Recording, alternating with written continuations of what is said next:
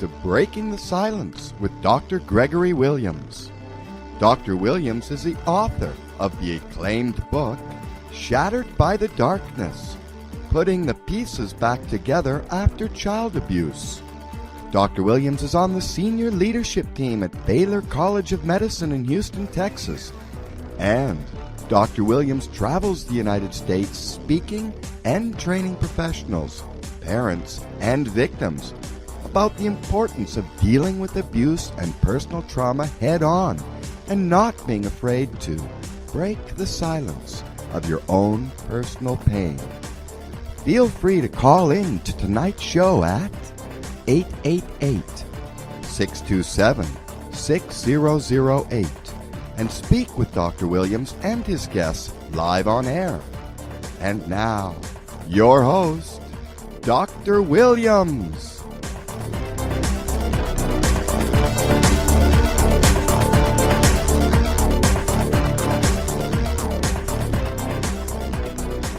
Well, good evening and welcome to Breaking the Silence and welcome to the most beautiful city in the world, Houston, Texas. And you're right here in my home and overlooking where I work, Texas Medical Center, just a few blocks away, looking outside of residence here. And looks like the Astros are tied up in Game 6 of the ALCS series tonight. So you can put that on pause and watch tonight because we have an unbelievable program that we want to just share with you. And probably, I think it's the first time we were talking just a few seconds before we went live. This is the first time we've ever welcomed someone from the country of a beautiful country. I'd love to visit there, and hopefully I can one day, Australia. So we're going to be bringing her in here very shortly. If you want to get involved in the program tonight, a couple things you want to do and can do. You can either call 888-627-6008. That will patch you right to the BBS radio station, and TJ will patch you right on through to us. And we'll let you say and ask the question you want to or comment. And we'll let you share it that way.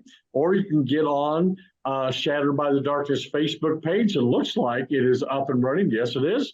My son Curtis in Seattle, Washington is running right now. So feel free to do that. Or you can text me on my phone, 832-396-6525.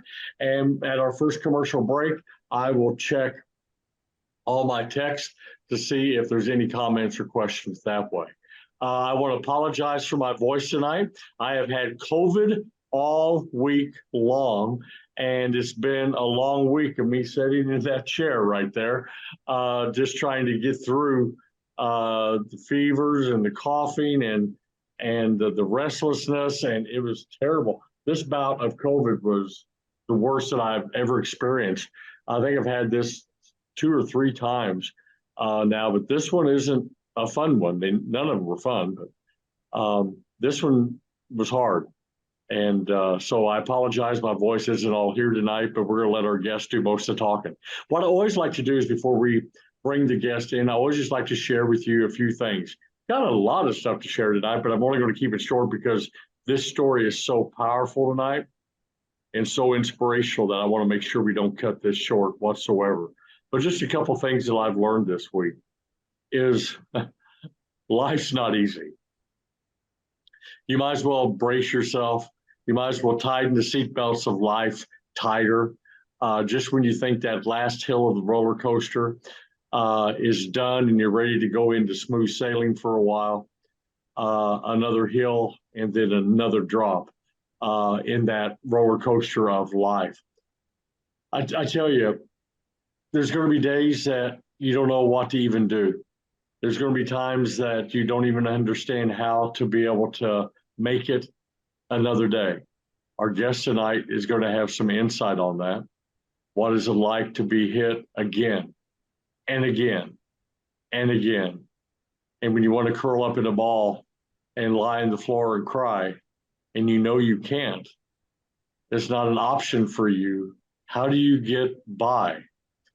A lot of times in life, we fail at handling that. A lot of times we make the wrong choices. The faster that we accept that we're not perfect, the better off we are going to move into a world that we can understand and be able to cope with a little better. Right now in life, you're not going to have all the answers. I don't think we ever will. I don't think there's ever going to be a point in life, and at my age, and I'm 60 years old, that I'm going to say, hey, I'm wise in my senior years and I'm going to know how to handle it. No, doesn't work that way. Thanks for playing. It just doesn't work that way. Right now, there's still a lot of stuff that you don't know. And just when you think you have the world by the tail and everything's going your way, the phone rings, a letter comes, the boss asks you to come to the office, whatever. And how do you handle that? Makes you who you are. Decides on what life's going to be like for the duration. And in reality, I want to be really, really serious here. In reality, we're not promised one more day. Tomorrow isn't promised to us. So just when we think, oh, I'll do that next week, I'll do that next year, or I'll go and enjoy that vacation or be with my family more in the coming months. Reality is, for everyone, there may not be a tomorrow. And I think the reality of the story tonight shares that with us even more powerful than what my words could even possibly be this evening. Sometimes we realize your own strength, and you don't realize just how strong you are until you come face to face with your greatest weakness in life.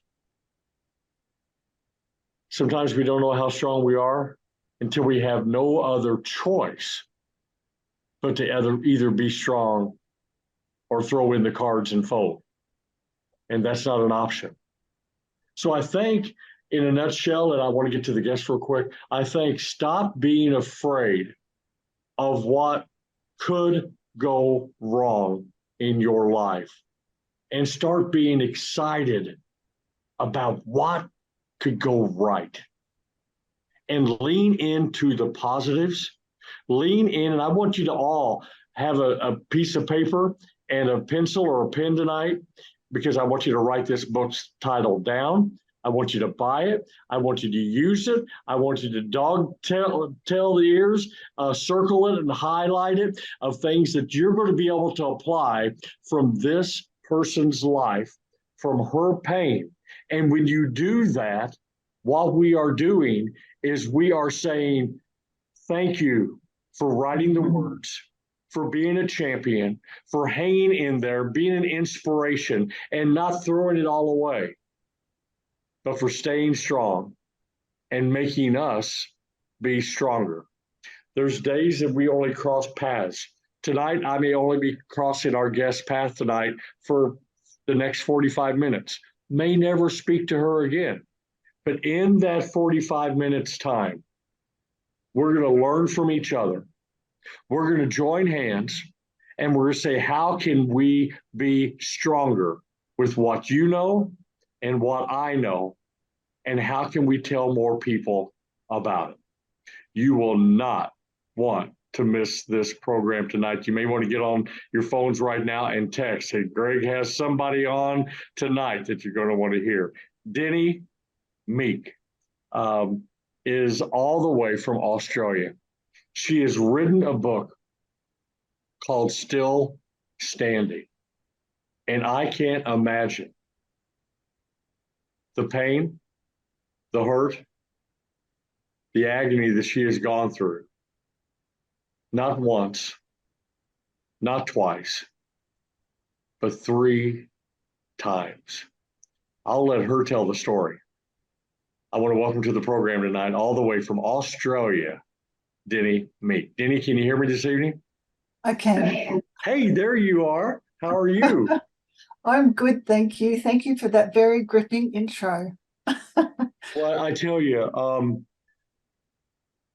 the only thing that gets me by, and I want to hear your side of this from your perspective, some days from what has happened in my life is to be able to help one more person. Does that have any satisfaction, strength, uplifting factors for you? And could that be the reason you wrote the book? What do you think?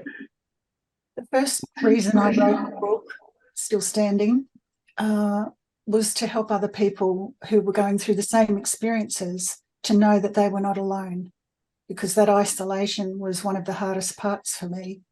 And I was journaling a lot at the time that this thought came to me, and I thought I could put this to use. There are fine details that you sometimes pick up that help you to realize that that person really understands what you're going through. And that was the initial reason I had. And then the next reason I saw as I wrote that it would be helpful to anybody, because I was choosing anecdotes to share that were human, not just for people who are going through the specific experiences that I was enduring, but for anybody, any human. And I wanted to encourage people to look inside themselves and pull out those strengths in themselves and know that they could. If she's done it, I can do this, you know. Yeah. Denny, can you set the background of the story up before you go into it? What was life like, being married, having a child or two? And I want you to kind of explain that. How was things before it just went bad?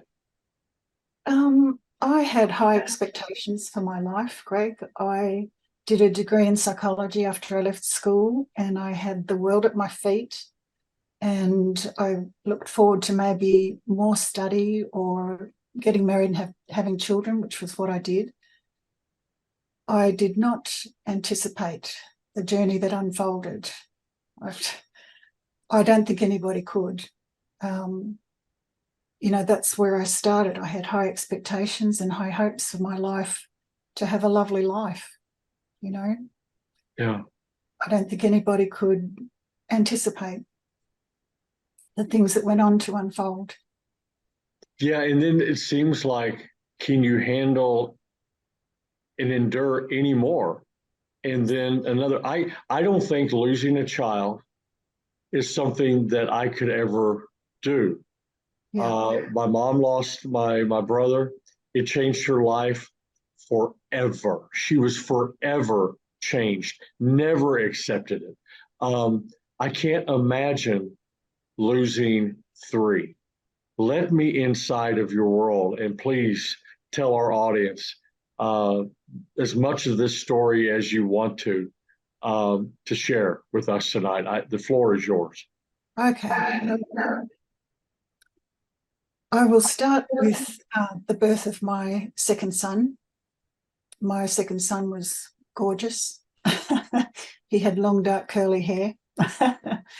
And he was 8 days old when we were transferred by ambulance to the big city hospital about 2 hours away. And after about 16 hours of testing, they told us he had been born with a heart abnormality, a serious one, a 1 in 20,000, and that he would need urgent open heart surgery by the end of that week. The surgery carried a 30% risk that he would not pull through surgery, but without it, he would most certainly die. For us, that was not a choice. Of course, we went ahead with the surgery. And he made it through that. There was a little blip in post-op, but we helped him climb a big mountain of medical milestones to his recovery.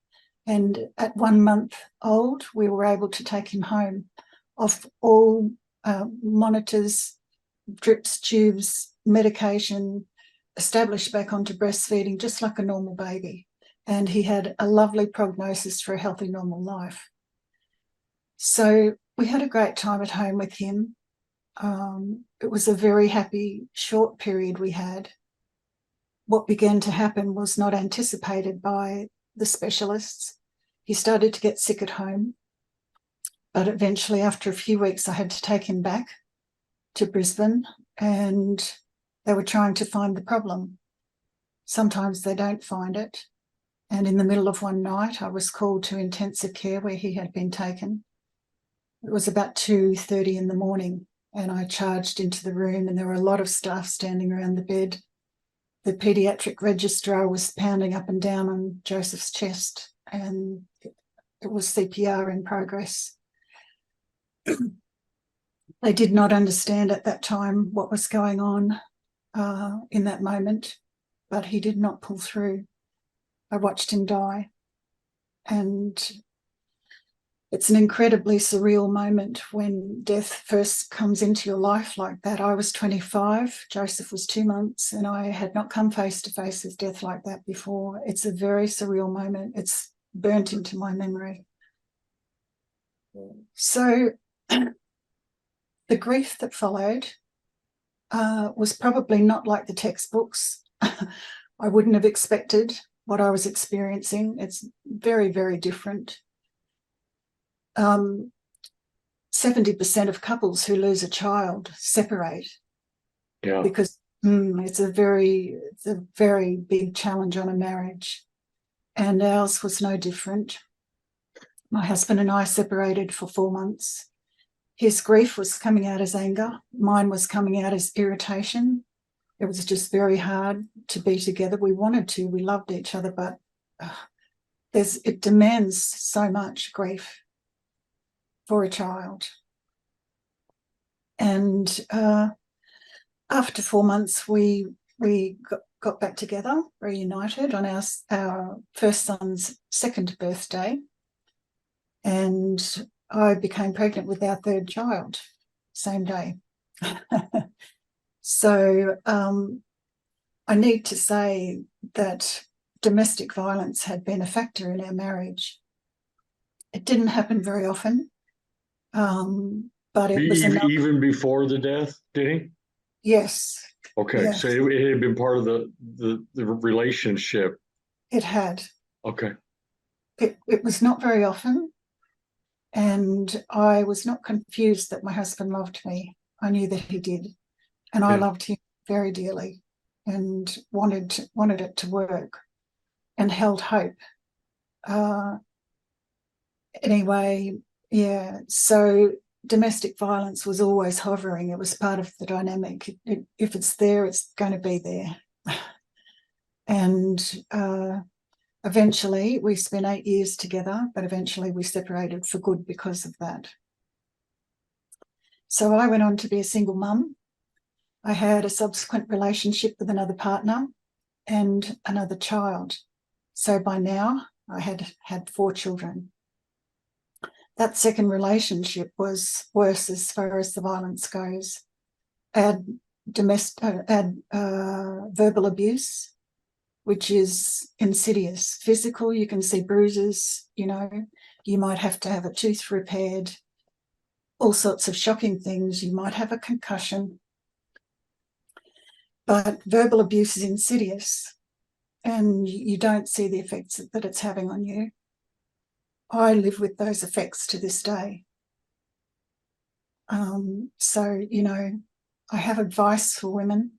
I know that it's hard, and I know that there are situations that are incredibly challenging and not straightforward and don't fit a simple formula. But it's a pandemic, violence. The DV rate in Australia has increased since COVID. It's now 1 in 3 women in Australia who experience it. Wow. And I think your rates are similar over there. So, but it seems that was a foundation for a lot of our trouble, because it meant that when I had to become a single mother, I had to decide that my children weren't going to live with their dad, and that impacts a child. It was not an easy decision to make. So the subsequent relationship that I was in lasted 3 years, and then I left and did a good long stretch of single parenting. I had 3 children. When my daughter was a very, very bright student and a lovely, bubbly, friendly person, when she was 9, she started to display behaviours that really rattled me.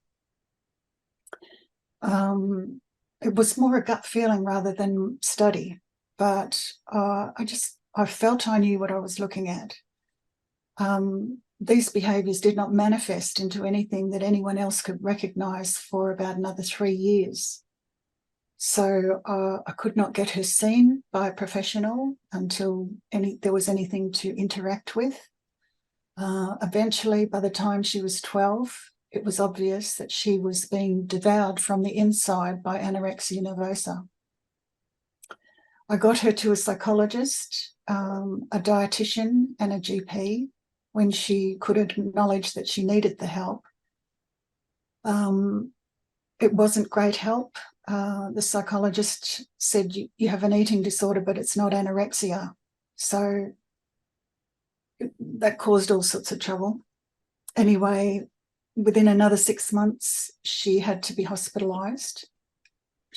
Her team at the hospital had never seen such a level of illness with anorexia. They'd never seen anyone so sick with it. There's a whole page in the book Still Standing about the symptoms that she had. You know, heart rate right down, breathing rate right down, bloods, hair. She actually had a pericardial effusion around her heart, which is 2 centimetres of fluid. And she was very unwell. She was on bed rest for 8 days while she was fed with a nasogastric tube. And then at some stage, they transferred her to a psychiatric ward for adolescents, where she had to stay for 4.5 months. She didn't like that place. It was a lot like a juvenile detention centre.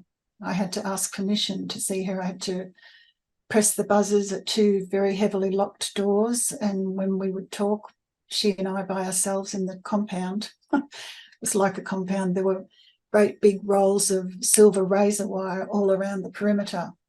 So I think the effect on the psyche is that they felt like prisoners. I don't have a better solution, and I don't mean to criticise. I really don't. But I just know that our experience of it was difficult.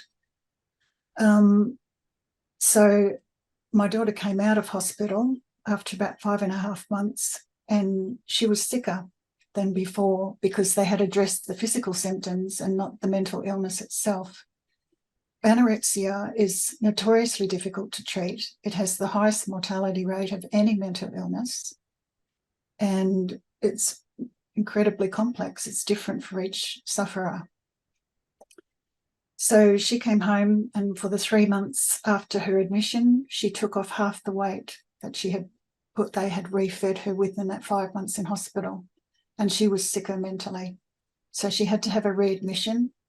She was in for another 5 weeks. She was refed, and by then she learned how to keep her body just under the minimum body mass index for her age. She was 13. She still stayed very thin. When you look at her, you think something's going on. The next year, without a hospitalisation, she came dux of her year, her 3rd year in high school here. She's incredibly smart and vibrant and very, very likeable and lovable. A month after she came dux, her elder brother, my first son, Simon, took his own life. He was 18. Did I see it coming? Not really. He and I had conversations about everything. We talked, nowhere was taboo for he and I. Maybe sex, because he was a teenage boy and you don't talk about that to your mum. But, everything else, he took my mind places. He was a very deep soul and very sensitive. And it was hard in this world for him without a dad. That was hard. So he took blows very personally. There were a few things coming up to the time. You tend to look back through the suicide lens at the life and maybe, attach significance where there might not have been any in order to try to understand why. But so that was my son's passing at 18 years and 5 months. So the household, I don't know how I kept going after that. I needed to grieve, and my daughter, it precipitated a huge change in her. She had been very close to her big brother. She started to rebel, which she needed to do. That helped her. Ironically, her brother's death precipitated her recovery from anorexia. So she started to rebel and just completely did a 180. She started wagging school. She missed 50 days out of 150. You know, she rebelled. And it was incredibly difficult. And I would worry about her terribly. But over the following 2 years, she recovered really well. She looked very healthy, and anorexia was not a factor for her anymore because it paled in significance next to her brother's death. Nothing was as important. Nothing affected her as much. So that became insignificant in the shadow of Simon's death. Another 2 years on, she was doing her last year in high school. And a few more contributing factors around this period of time. And unexpectedly, she was supposed to be sitting an exam one morning, and she hadn't come home the night before.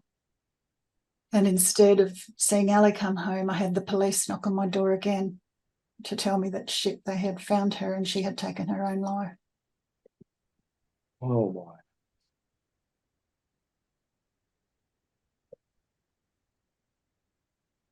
How do you still stand after this?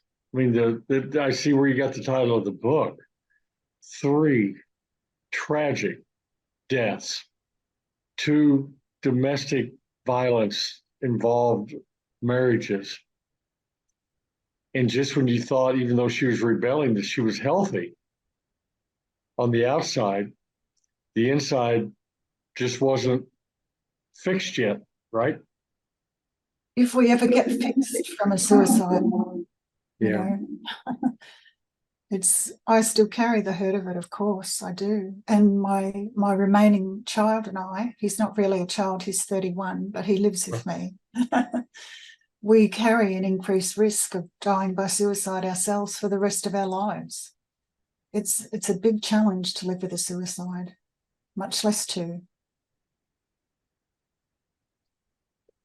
What inspired you to eventually say, I want to put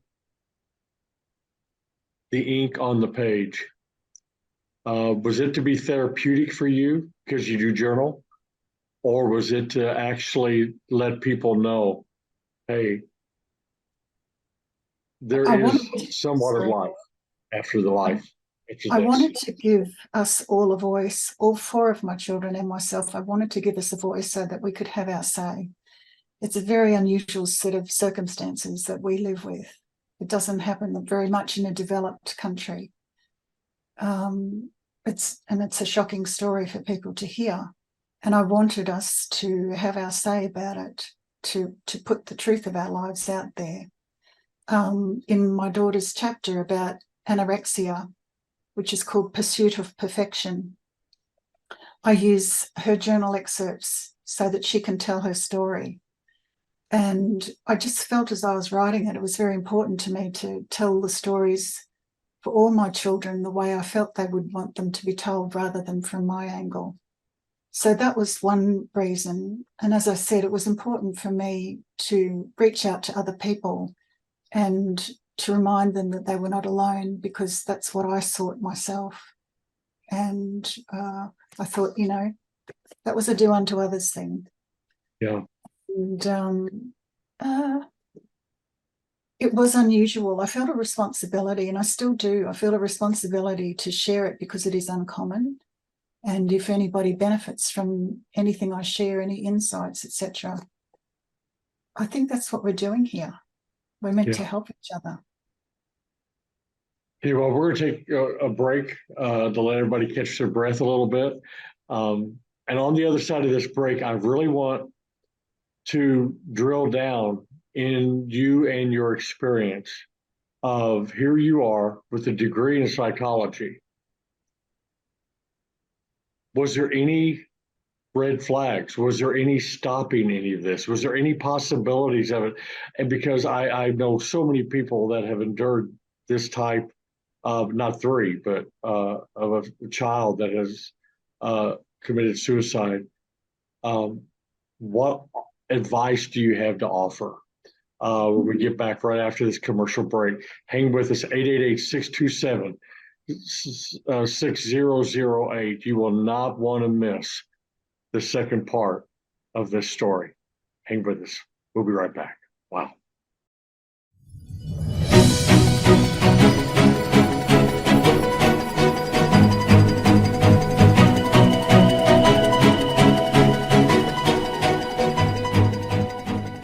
From HCI Publishing, that brought you the international bestsellers, A Child Called It, and the Chicken Soup for the Soul series, comes the latest book by Dr. Gregory Williams, Shattered by the Darkness.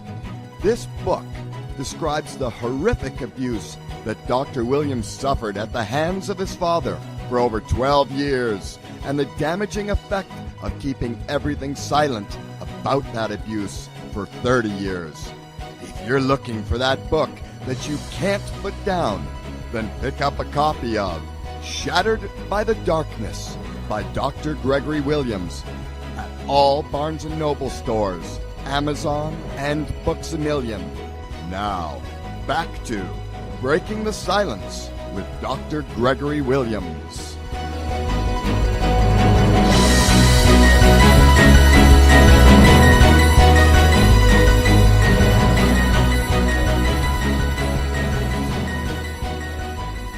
Welcome back. We have our guest all the way from Australia tonight, Denny Meek, that is the author of the book Still Standing.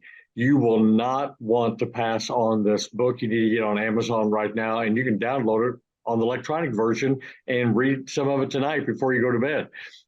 It is very inspiring, very heart-wrenching, but very therapeutic because it has so much good stuff in the middle of such tragedy. Denny, please explain to me, who did you have in your life, in your world, that helped you through this type of, baggage of life that was happening to you? How did you get through? Who was there to help you? I've always availed myself of the help of the field of psychology, of counsellors or psychologists, psychiatrists, whoever was available and best suited to whatever was happening at the time, whether it was an expert in domestic violence. That was one man I saw. His name was James. He was a great help to me, very empowering to me as a woman. He understood the complexities of DV. And with the grief, I had a support group of the Compassionate Friends to attend. I attended that for 8 years. We would sit around in a circle and share our stories or whatever we were going through at the time. That was a huge help. More so after I lost my eldest son. After my daughter died, I felt a little bit different at the group, but it was somewhere where I could go to be with the subject of child loss. And that was important because our society does not allow room for that, or for any types of suffering, really. Doesn't welcome and embrace and support. So you have to find your little subgroups. I find now, being online, reading comments that people make help address that isolation. We also had a great psychiatrist. My daughter had a very good psychiatrist, a child and adolescent psychiatrist. And when Ali died, she had 6 months of appointments booked up with him still. So I took those appointments, and I have continued to see him ever since. He's a part of my life, and I have a consultation with him at least once a month. He said that I've practically deconstructed my entire personality. Yeah. I hope that's a good thing. Yeah. Is there situations where, from the parent's perspective, that suicide prevention is just not even possible? This, you didn't see this coming. You couldn't have prevented this. Not really. And it's the shock that you get when it happens that shows you hadn't been prepared for this. You hadn't really. You might have thrown a thought in that direction and hoped that it didn't happen, but really, do you expect it? The shock is horrific. And it's a merciful thing. It protects you, but the shock shows you you didn't expect it. Not really. I think it's hard to say that it's preventable because, and it's not to detract from what suicide prevention organisations do, but suicides are layered. You know, they bring in backgrounds and personalities and environments and all sorts of factors in an individual's life, and they are layered. And it's hard to see how each of those layers is affecting the individual. My children were different people to each other, and they died for different reasons. You know, I know that Ali was at risk. I know that my surviving child and I are at risk. Do you really expect it? I just think it's hard to say that you could, because it's so massive when it happens. With parents who are surviving the suicide of a child, I wouldn't give advice of any kind. I would just sit with them and invite them to talk. They would know that I know the inside of the experience. I think we get given a lot of unasked for advice in our society. People think that they understand, but really you've got to experience it to understand. Yeah. And I would have a tremendous amount of compassion for however they were handling it. If there came a time when I could say, when they could receive any word, I might offer just to look after themselves as best they can, physically, to going for a walk if you don't feel like, you know, going to the gym. And I need to say that the griefs are different too. My grief responses were different after my daughter died than after my son died. So it's not a style that a person has, it's the grief itself. They're all unique. And the way I needed to deal with Ali's grief and process it was different. I needed to get very active. I had work after Simon died, and I needed to come to an end with that at the end of that year and just have a break. Whereas when Ali died, I had just started new work and I needed to keep that work going. I needed to keep busy and processing it in a different way. So a person knows their own grief better than anybody else. You know, they know what's going on inside themselves. It's great to have help from an outsider because that validates it for you. And that's really important. You can start to build on that if you receive validation. So sometimes when we try so hard to find the right words and the right tools and the right 3-step plan to offer our friends that are going through, you recommend leave all that behind and just be present? That's a good idea. I recommend whatever works for them, because that changes too. Just, yes, being present for me, and I can only share my experience and what worked for me. Journaling was a great help. I've journaled over 3 million words in my life, and that was an irreplaceable coping mechanism for me. It would just scrape the top off the pain. I could tell anything to my journal. I would just spill it all out onto the page, and whatever I needed to say went down as honestly as I could, as deeply as I could, tuning into whatever I was really feeling and being honest, no matter how unacceptable it might have been to me, just to be really honest. And it was good to look back at the page and see what I've written, because that would externalize it and give me a little bit of objectivity about it. I found that really helpful. Do you journal daily, weekly? And tell me that process, because I journal too. Everybody has a different way of doing it. What works for you when you start bleeding on the page? How do you do that? Sometimes if I find that I'm carrying around something that is irritating me or hurting me, I will just open the page and start telling the story, start explaining to myself as though I am the recipient of Denny's confidence. And I just say whatever I need to say about it. Doesn't matter if I look at myself and think that I sound petty. Doesn't matter. Doesn't matter, you know, if anybody else might judge what I'm saying, it just doesn't matter. There are rules in my journal. You know, I'm allowed to be and say whatever I need to be and say. And nobody sees it. Well, I actually did include journal excerpts in Still Standing, which is good because it gives the book a rawness and immediacy. Yes. And yeah, it brings the reader into the now of the experience, but it only just dips their toe in and then brings them out and keeps going with the story. And I think it's what gives the book its deep scene. Tell me, because it had to be something that you ask yourself, did faith and does faith have any part of your life? Did it? Does it? Did it help you through? And how many times were you screaming at God and going, what in the world did I do to deserve this, God? Very much so.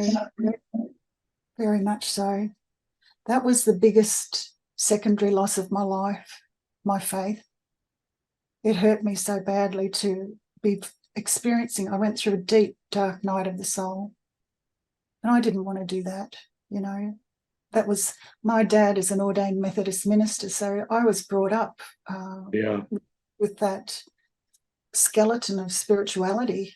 You know, that's who I was, and it's still the core. You know, I don't have answers, and it's very hard to learn to live with unanswered questions, especially of that nature, which is where a lot of the questions end up. You can answer on the physical level and emotional and psychological understandings, but spiritual, especially with a life like this, it's such a big ask. People would proffer me their explanations. They would say to me, but God doesn't give you any more than you can handle. That's not a Bible verse, I want you to know. It's not about this. Hooray, hooray. That was not comforting. No. Or, you know, it's others, like New Age ideas, we manifest our own reality 100%. And I'm thinking, nope, it doesn't fit. It just doesn't fit. And they all felt like an assault on deep suffering. They were not comforting. They were meant to be comforting, but they were that person's formula. They were offering that to me and it didn't fit. And, you know, for me, it was very hard to abandon simple formulas that other people seem to be allowed to continue to live by. It makes me feel like I don't belong a lot of the time, because when I have stories, if I'm to be all of myself in the conversation, I need to bring this with me because I'm integrating this. I'm not leaving it in the past and cutting ties and letting go. My children are part of me. You know, I have relationships with them on the inside of myself, you know. So I have to carve out a place for that. Does writing the book, speaking, talking, teaching, workshops, trainings, whatever, the way you interact with the public now, telling them about your experience and how they can pull through in their worst times, does that bring any healing to any of the emotional pain and hurt that you've gone through in your life? I want to say yes, but I sort of feel like it's a separate journey. Yeah. You know, inner and outer feel a bit separate to me. I hope it doesn't always stay that way. It's another way of asking the question, is writing the book cathartic? Isn't it? And look, I don't, in all honesty, it's not cathartic. I think that I set a goal for myself to write this book, and achieving that goal has been very satisfying for me. I'm sharing it because I feel that's the most obvious thing to me with how I see spirituality. That's the most obvious thing to me that I must do with it. It's a responsibility. And I feel that I'm doing the most loving thing that I can do with it, to help people, to offer it to people, to take whatever they can get from it. So between me and you right now, eyeball to eyeball, then where do you find peace? Where do you find rest? Where is your retreat for you to get by, to be able to still stand? I stay alive for whichever children I have left. I've done that through the losses, and I have another child here. He's not a child, he's 31, but I live for him. I could not abandon him. I have also stayed on for my parents, who are elderly now. My mum's nearly 90, my dad's 94. And they've been a big part of my life. They have continued to be very supportive to me in my grief, because they miss their grandchildren as well, you know, and I have not wanted for them to suffer a loss like that. We did lose my sister 6 years ago, but I didn't want my parents to experience what I had. I think of all the hurt. I think of my children's friends and the hurt that they suffer from living with a suicide, and I have not wanted to do that to anybody. I'm not saying that my children did it to me, but, you know, this life and its ripples out into the world that I have responsibility for, I want to do it in as much of a loving way, whatever I'm calling love in the day, as I can. I don't know where that drive to do good comes from. I don't know. I don't know. It's an inner drive. It's an inner drive. It just makes sense to me spiritually. So even though you have gone through this dark tunnel, do you find days that you re-enter that emotionally? That you're like, wait, I'm still enduring this. This isn't all over for me. I'm still battling with this. I want to say that it changes very much. Our grief keeps changing just like we do. Yeah. It changes, and it is possible to turn corners, and I have. It's nowhere near what it used to be in the valley. And if I do have the occasional day that's difficult and painful, I bounce a lot quicker afterwards. I bounce back, because there's been so much time that I've built a type of tenacity or resilience since, you know, the deep grief. I know I just kind of lean into that, and it's there waiting for me, so I can bounce after an episode of sadness. It's nowhere near as deep as it was initially in those first few years afterwards. You never become a former bereaved parent. You know, when you lose your parents, you can be an orphan. When you lose your spouse, you can be widowed. You never become a former bereaved parent. And I know that I speak on behalf of lots of bereaved parents when I say you carry the hurt. You know, when my baby son died, there was no room in our society for that. And the death of a baby is a very disenfranchised loss. So very soon I saw that the safest place for that grief was inside myself. And I had to pull it in and not share it with people. So what's interesting now is that I've been able to compare in myself how it feels to lose a baby and how it feels to lose a grandchild. At my son's funeral, my eldest son's funeral, I said that it's much better to have 18 years, to have had 18 years, than to have had 2 months. So where I'm going now, Greg, is targeting the stigmas of suffering and wanting to invite conversations like this. And I thank you so much for this time, where people talk about the things that make them uncomfortable so that we can make room for them in the world. That's powerful. Did you have a copy of your book right there in front of you? Okay. Is that a dragonfly on the Yes, hand of the child? Is yes, there a significance of the dragonfly? And if there is, what would that yes. significance be? At my older son's funeral, graveside after the service, I read a story. My youngest child was 10 at the time. So I read a children's story about a little colony of water bugs who kept, ascending a stalk, a lily stalk, and then disappearing, and they didn't know where the water bug went. So they agreed that the next one to ascend the lily stalk would come back and tell them what happened, what they did. So the next one who suggested that was the one who climbed the lily stalk, and he woke up a little while later on this lily pad, and he had a different body. He tried to move, and he discovered he had 4 silver wings and a long tail. And when he tried to move, he discovered he'd become a dragonfly. So he buzzed around happily in the sunshine and this new world, really enjoying this experience. And then he suddenly saw the water bugs below the surface. So he darted down and darted and darted and darted, and he couldn't get below the surface. And he thought, I can't keep my promise to go back and tell them what happens. I'll just have to wait until they become dragonflies too, and then they'll know. And so that was the story that I read. And when I finished reading that, we stepped back from the gazebo and released helium balloons. We were allowed to do that back then. And in between my helium balloon and me flew a dragonfly. So hence, I'm the dragonfly lady.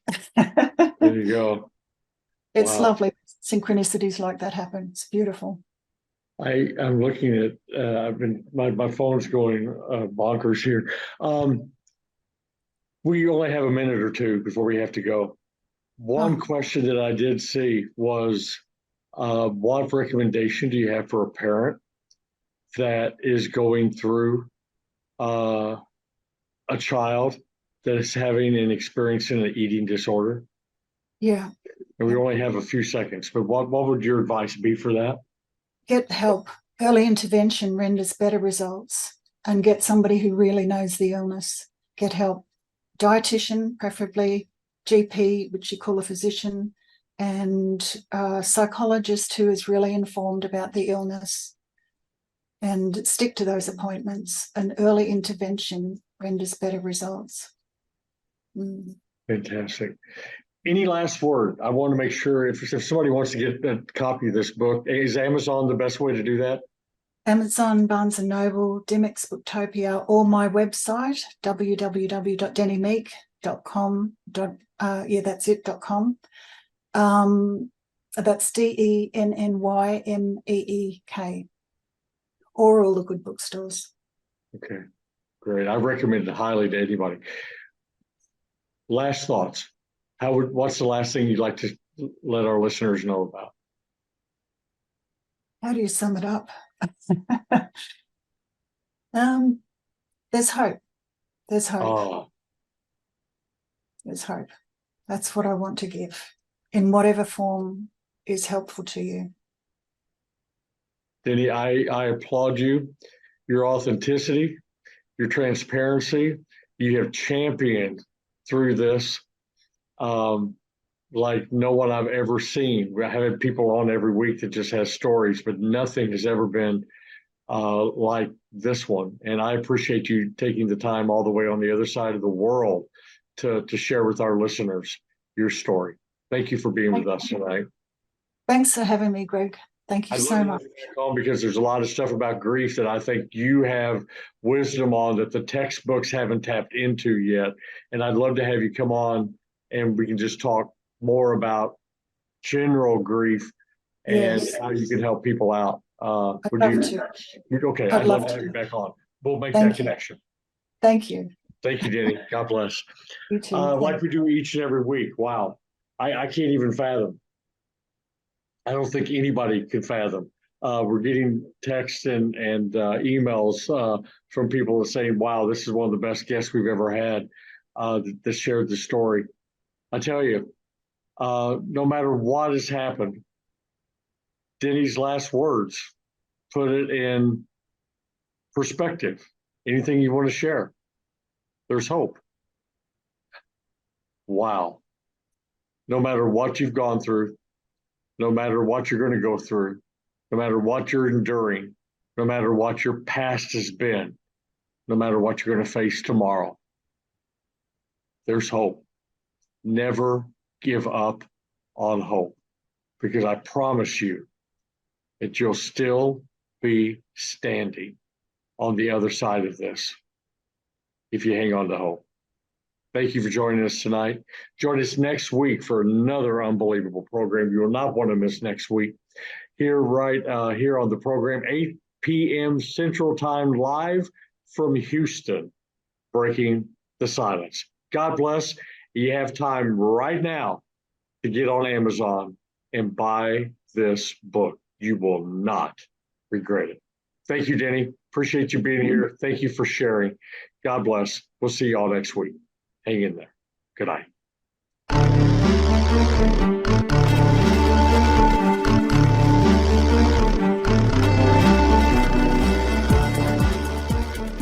Thank you for listening to Breaking the Silence with Dr. Gregory Williams. To contact Dr. Williams, dial 832-396-6525 or email him at shatteredbythedarkness@gmail.com. And don't forget to join us each Sunday night at 8 p.m. Central Time, 6 p.m. Pacific on BBS Radio Station 1 for the next episode of Breaking the Silence.